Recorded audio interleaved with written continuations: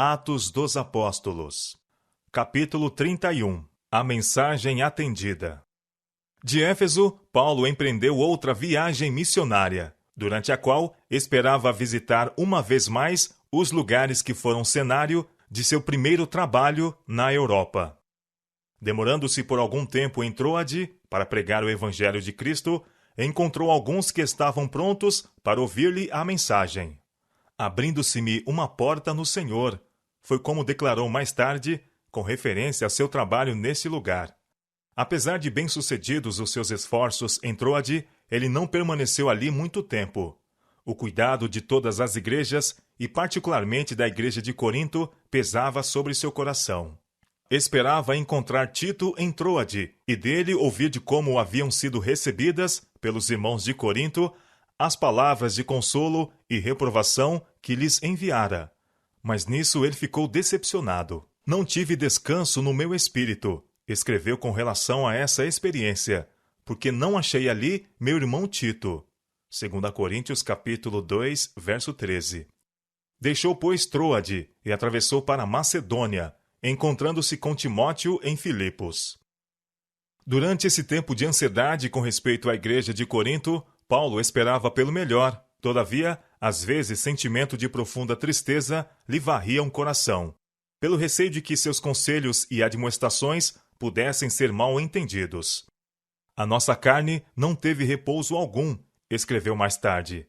Antes, em tudo fomos atribulados, por fora combates, temores por dentro. Mas Deus, que consola os caídos, nos consolou com a vinda de Tito. 2 Coríntios capítulo 7, verso 5. Esse fiel mensageiro trouxe as alegres novas de que maravilhosa mudança ocorrera entre os crentes coríntios. Muitos haviam aceitado as instruções contidas na carta de Paulo e arrependeram-se de seus pecados. A vida deles não era mais uma vergonha para o cristianismo, mas passaram a exercer poderosa influência a favor da piedade prática.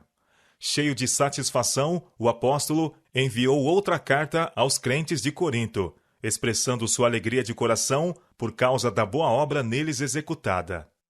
Ainda que vos contristei com a minha carta, não me arrependo, embora já me tivesse arrependido. 2 Coríntios capítulo 7, verso 8. Quando torturado pelo temor de que suas palavras pudessem ser desprezadas, sentiu algumas vezes pesar de haver escrito tão decidida e severamente. Agora folgo, continuou, não porque fostes contristados, mas porque fostes contristados para o arrependimento, pois fostes contristados segundo Deus, de maneira que por nós não padecestes dano em coisa alguma, porque a tristeza segundo Deus atua arrependimento para a salvação, da qual ninguém se arrepende. 2 Coríntios capítulo 7, versos 9 e 10. Esse arrependimento, produzido pela influência da divina graça no coração, levará à confissão e ao abandono do pecado. Tais eram os frutos que o apóstolo declarava terem sido vistos na vida dos crentes coríntios. Porque quanto cuidado não produziu isto mesmo em vós, que segundo Deus fostes contristados. Que apologia, que indignação, que temor, que saudades, que zelo. 2 Coríntios capítulo 7, verso 11. Por algum tempo Paulo estivera levando um peso no coração pelas igrejas, um peso tão grande que ele mal podia suportar. Falsos ensinadores haviam buscado destruir sua influência entre os crentes, inculcando-lhes suas próprias doutrinas em lugar da verdade do Evangelho.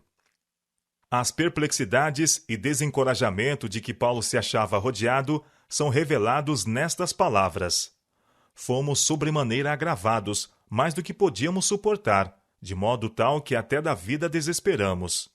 2 Coríntios capítulo 1, verso 8. Agora, porém, uma causa de ansiedade estava removida. Ao receber as novas da aceitação de sua carta aos Coríntios, Paulo prorrompeu em palavras de júbilo.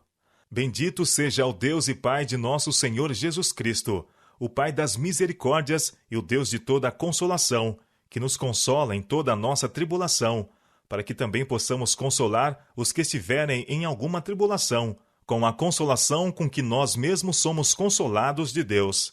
Porque como as aflições de Cristo são abundantes em nós, assim também a nossa consolação sobeja por meio de Cristo. Mas se somos atribulados, é por vossa consolação e salvação. Ou se somos consolados, para vossa consolação é, a qual se atua suportando com paciência as mesmas aflições que nós também padecemos.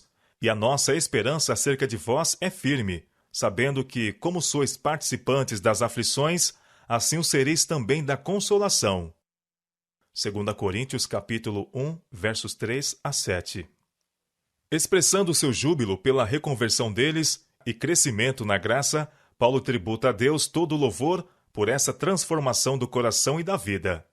Graças a Deus, exclamou, que sempre nos faz triunfar em Cristo, e por meio de nós manifesta em todo lugar o cheiro do seu conhecimento, porque para Deus somos o bom cheiro de Cristo, nos que se salvam e nos que se perdem. 2 Coríntios capítulo 2, versos 14 e 15. Era costume da época um general vitorioso numa guerra conduzir em seu retorno um séquito de cativos. Em tais ocasiões eram designados incensadores, e na triunfal marcha de regresso do exército, o suave odor era para os cativos destinados para a morte um cheiro de morte, o qual indicava estarem eles próximos da execução. Mas para os prisioneiros que haviam alcançado o favor de seus captores e cuja vida devia ser poupada, era um cheiro de vida, por isso lhes indicava estarem perto da libertação. Paulo estava agora cheio de fé e esperança. Sentia que Satanás não haveria de triunfar sobre a obra de Deus em Corinto, e em palavras de louvor extravasou a gratidão que lhe ia no coração.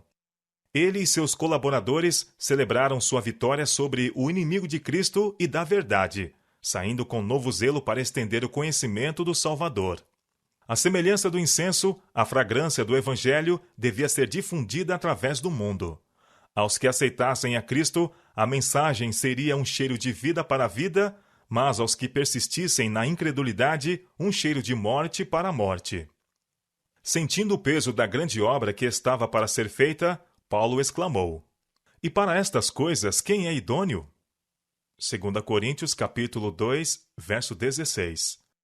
Quem está habilitado a pregar a Cristo, de maneira que seus inimigos não tenham justo motivo para desprezar o mensageiro ou a mensagem por ele levada?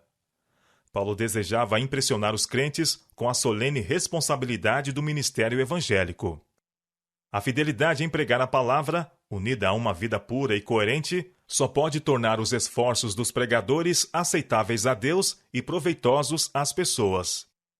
Os pastores de nossos dias, que arcam com o peso da enormidade da obra, bem poderiam exclamar com o apóstolo: Para estas coisas, quem é idôneo?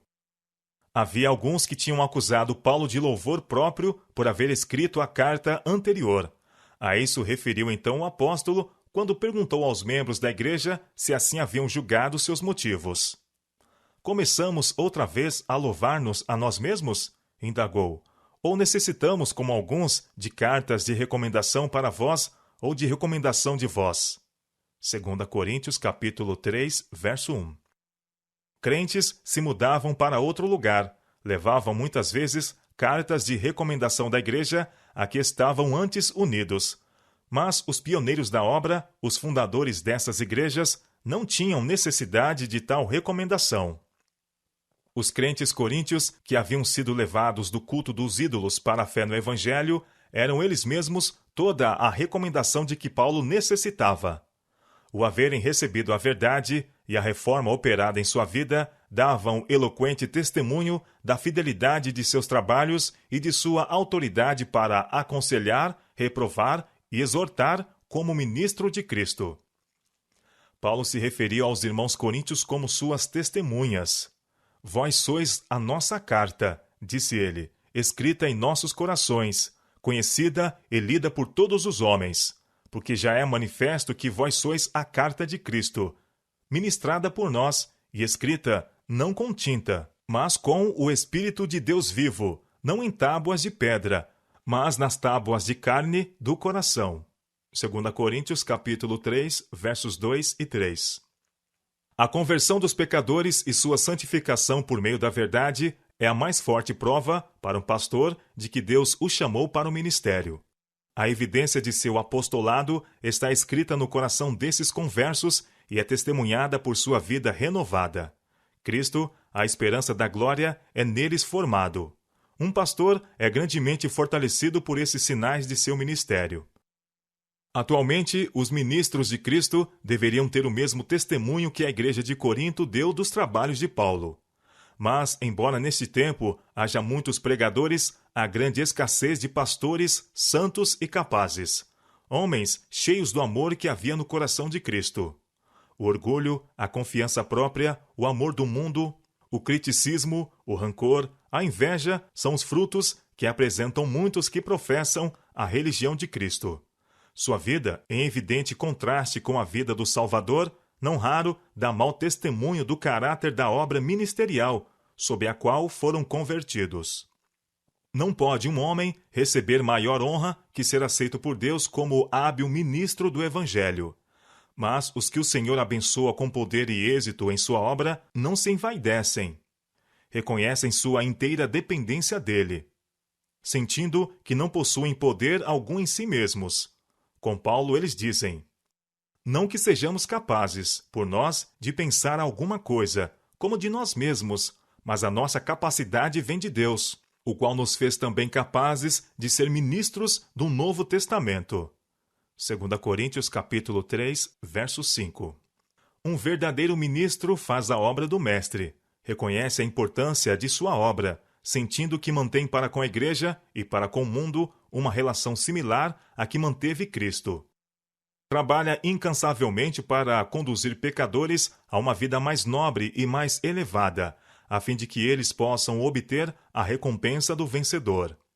Seus lábios são tocados com a brasa viva do altar, e ele exalta a Jesus como a única esperança do pecador.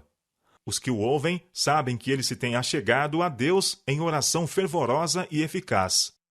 O Espírito Santo sobre ele tem repousado. Seu espírito sentiu fogo vital e celestial, e está capacitado a comparar coisas espirituais com espirituais. É-lhe dado poder para pôr abaixo as fortalezas de Satanás. Apresentando ele o amor de Deus, o coração é quebrantado, e muitos são levados a indagar: que é necessário que eu faça para me salvar? Pelo que, tendo este ministério, segundo a misericórdia que nos foi feita, não desfalecemos, antes rejeitamos as coisas que por vergonha se ocultam, não andando com astúcia, nem falsificando a palavra de Deus, e assim nos recomendamos à consciência de todo o homem, na presença de Deus, pela manifestação da verdade. Mas, se ainda o nosso evangelho está encoberto, para os que se perdem está encoberto, nos quais o Deus deste século cegou o entendimento dos incrédulos, para que lhes não resplandeça a luz do evangelho da glória de Cristo, que é a imagem de Deus. Porque não nos pregamos a nós mesmos, mas a Cristo Jesus, o Senhor, e nós mesmos somos vossos servos por amor de Jesus. Porque Deus, que disse que das trevas resplandeça a luz, é quem resplandeceu em nossos corações para a iluminação do conhecimento da glória na face de Jesus Cristo. 2 Coríntios capítulo 4, versos 1 a 6. Assim o apóstolo enalteceu a graça e a misericórdia de Deus, mostradas na sagrada incumbência a ele entregue como ministro de Cristo. Pela abundante misericórdia de Deus, ele e seus irmãos tinham sido sustentados em dificuldades, aflição e perigo. Não haviam eles modelado sua fé e ensino de maneira a agradar aos desejos de seus ouvintes, nem sonegaram verdades essenciais à salvação para tornar seu ensino mais atrativo. Tinham apresentado a verdade com simplicidade e clareza, orando pela convicção e conversão das pessoas. Tinham procurado manter a conduta em harmonia com seu ensino, para que a verdade apresentada se recomendasse à consciência de cada homem. Temos, porém, este tesouro, prosseguiu o apóstolo, em vasos de barro, para que a excelência do poder seja de Deus e não de nós. 2 Coríntios capítulo 4, verso 7. Deus poderia ter proclamado sua verdade por meio de anjos sem pecado, mas esse não é seu plano. Ele escolhe seres humanos, homens cheios de fraquezas, como instrumentos na execução de seus desígnios. Os tesouros de valor inapreciável são colocados em vasos terrestres. Por intermédio de homens, suas bênçãos devem ser transmitidas ao mundo. Por meio deles, sua glória deve brilhar em meio às trevas do pecado. Em amorável ministério, devem ir ao encontro dos necessitados e dos pecadores e guiá-los à cruz. E em toda a sua obra devem tributar glória, honra e louvor àquele que é sobre tudo e sobre todos. Referindo-se à sua experiência, Paulo mostrou que, ao escolher servir a Cristo, não fora movido por motivos egoístas, pois seu caminho tinha sido assediado por provas e tentações. Em tudo somos atribulados, escreveu, mas não angustiados, perplexos, mas não desanimados, perseguidos, mas não desamparados, abatidos, mas não destruídos, trazendo sempre por toda parte a mortificação do Senhor Jesus no nosso corpo, para que a vida de Jesus se manifeste também em nossos corpos. 2 Coríntios capítulo 4, versos 8 a 10. Paulo recordava a seus irmãos que, como mensageiros de Cristo, ele e seus companheiros de trabalho estavam continuamente em perigo. As privações que suportaram estavam comprometendo suas forças. E assim, nós que vivemos, escreveu, estamos sempre entregues à morte por amor de Jesus, para que a vida de Jesus se manifeste também em a nossa carne mortal. De maneira que em nós atua a morte, mas em vós a vida. 2 Coríntios capítulo 4, versos 11 e 12. Sofrendo fisicamente, através de privações e fadigas, esses ministros de Cristo estavam imitando sua morte. Mas o que neles estava operando a morte levava vida e saúde espiritual aos coríntios, que por crerem na verdade estavam sendo feitos participantes da vida eterna. Em vista disso, os seguidores de Jesus deviam ser cuidadosos para não aumentar, por negligência e desafeição, as cargas e trabalhos dos obreiros. E temos, portanto, o mesmo espírito de fé, continuou Paulo, como está escrito: Cri, por isso falei. Nós cremos, por isso também falamos. 2 Coríntios capítulo 4, verso 13. Plenamente convencido da realidade da verdade a ele confiada, nada poderia induzir Paulo a manejar a palavra de Deus enganosamente ou a ocultar as convicções de seu espírito. Ele não compraria riquezas, honra ou prazeres mediante o conformar-se com as opiniões do mundo. Embora em constante perigo de martírio, por causa da fé que havia pregado aos coríntios, não estava intimidado, pois sabia que aquele que havia morrido e ressuscitado poderia ressuscitá-lo da sepultura e apresentá-lo ao Pai. Porque tudo isso é por amor de vós, declarou, para que a graça, multiplicada por meio de muitos, torne abundante a ação de graças para a glória de Deus. 2 Coríntios capítulo 4, verso 15.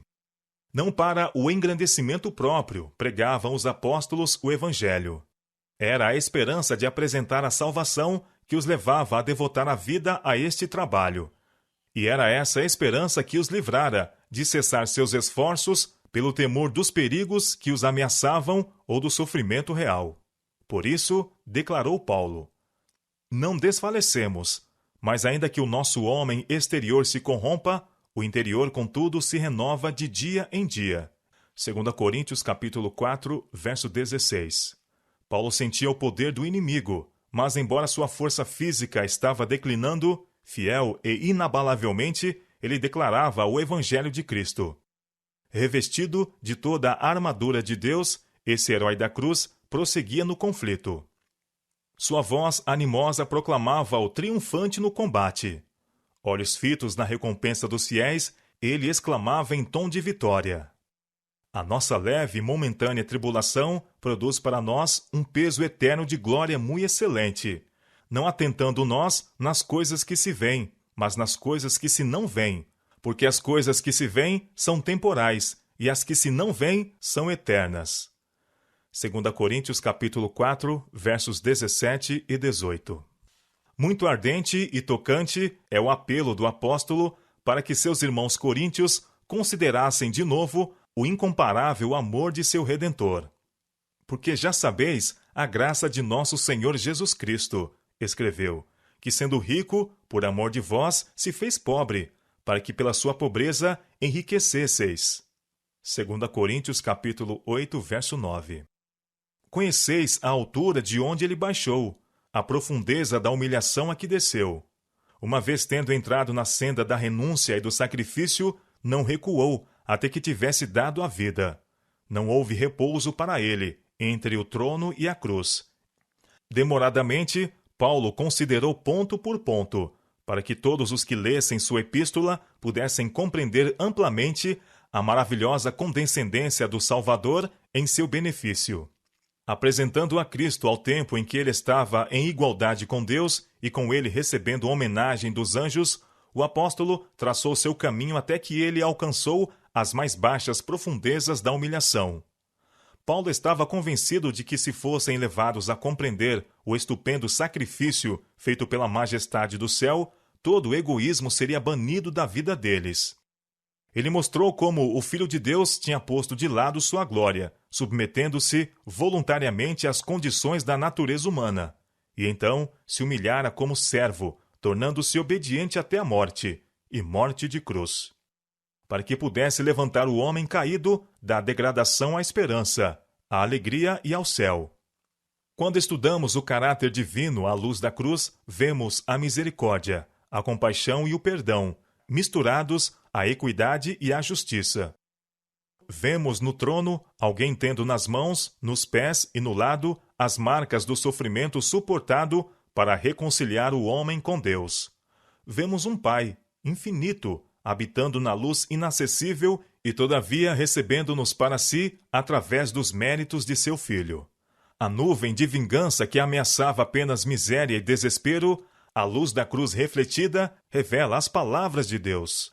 Vive, pecador, vive! Arrependido e crente, vive! Eu já paguei o resgate. Na contemplação de Cristo, demoramo-nos na praia de um amor sem limites. Procuramos falar desse amor e a linguagem falha. Consideramos sua vida sobre a terra, seu sacrifício por nós, sua obra no céu como nosso advogado, e as mansões que ele está preparando para os que o amam. E não podemos mais que exclamar: ó altura e profundidade do amor de Cristo! Nisto está o amor, não em que nós tenhamos amado a Deus, mas em que ele nos amou a nós e enviou seu Filho, em propiciação pelos nossos pecados. 1 João capítulo 4, verso 10. Vede quão grande amor nos tem concedido o Pai, que fôssemos chamados filhos de Deus. 1 João capítulo 3, verso 1. Em cada verdadeiro discípulo, esse amor, como fogo sagrado, arde no altar do coração. Foi sobre a terra que o amor de Deus foi revelado por meio de Cristo. É sobre a terra que seus filhos devem refletir esse amor mediante uma vida irrepreensível. Assim serão os pecadores levados à cruz, a fim de contemplarem o Cordeiro de Deus.